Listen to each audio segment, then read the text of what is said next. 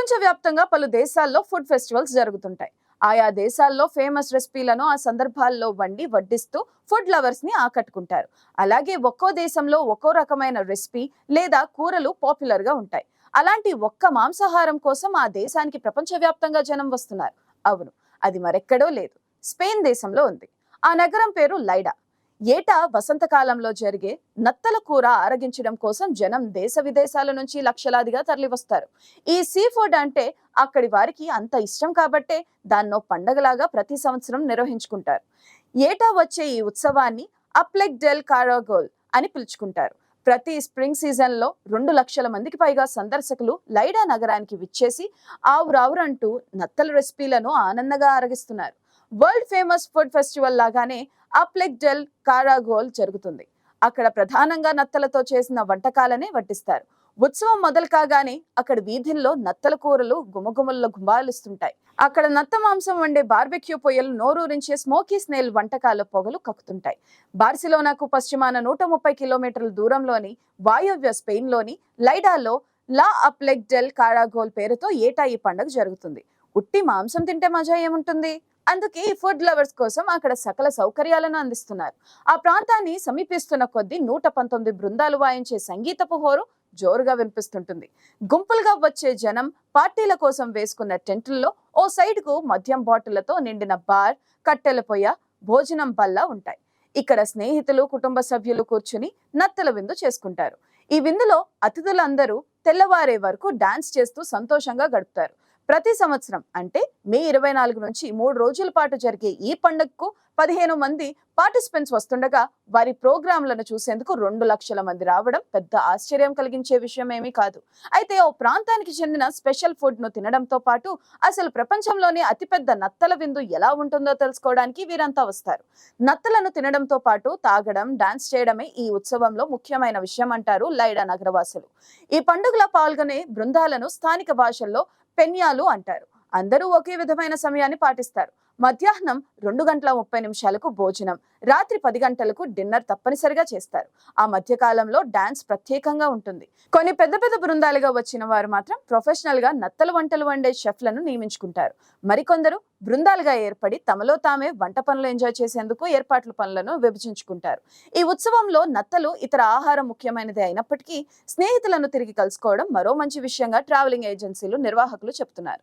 మే నెలల్లో మండించే సూర్యుడి సెగలు వాతావరణంలో చల్లని బీరు తాగుతూ ఎంజాయ్ చేయడం ఎవరికి మాత్రం ఇష్టం ఉండదు. అయితే అక్కడ ప్రత్యేకంగా నత్తలను వండుతారు కాబట్టి ఈ ఉత్సవానికి ప్రాధాన్యత ఏర్పడింది. నత్తలను వండే పెద్ద పెద్ద బాణళ్ల చుట్టూ నుంచునే లైడా వాసుల సంతోషం అంతటా వ్యాపిస్తుంది. పండగ కోసం సిద్ధం చేసిన వీధులన్నీ ఆ 3 రోజులు రద్దీగా ఉంటాయి.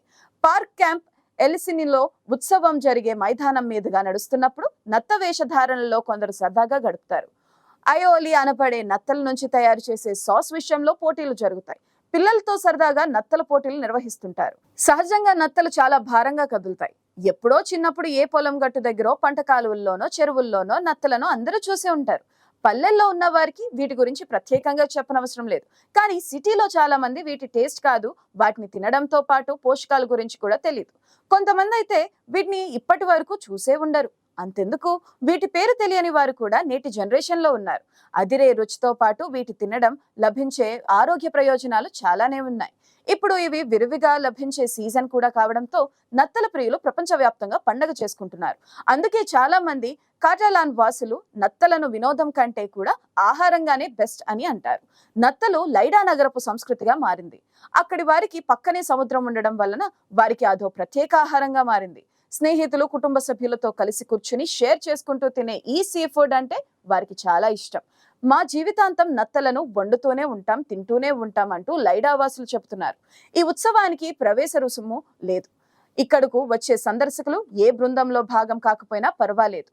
ఒంటరి టూరిస్టులు కూడా ఇక్కడ విశాలమైన రెస్టారెంట్లలో నత్తల ఫెస్టివల్ ను ఎంజాయ్ చేయవచ్చు. మసాలా ఫుడ్స్, పచ్చిమిరపకాయల సాస్ లో వండిన అలా గోర్మాండా లాంటి సంప్రదాయ నత్తలతో చేసిన ఫుడ్స్ తినవచ్చు. అక్కడ మంట పైన చతురస్రాకారంలోని వంట పాత్రలపై నత్తలను వండుతారు. స్పెయిన్ ప్రభుత్వం కూడా ఈ సంప్రదాయ వంటకాలను పరిరక్షించే ప్రయత్నం చేస్తుంది.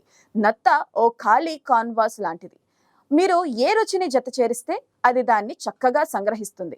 ప్రతి ఒక్కరికి తమదైన టేస్ట్ ఉంటుంది. అలాంటి వారికి పూర్తిగా సంతృప్తిని కలుగజేయడం ఒక నత్తకే సాధ్యం అంటున్నారు స్థానికులు.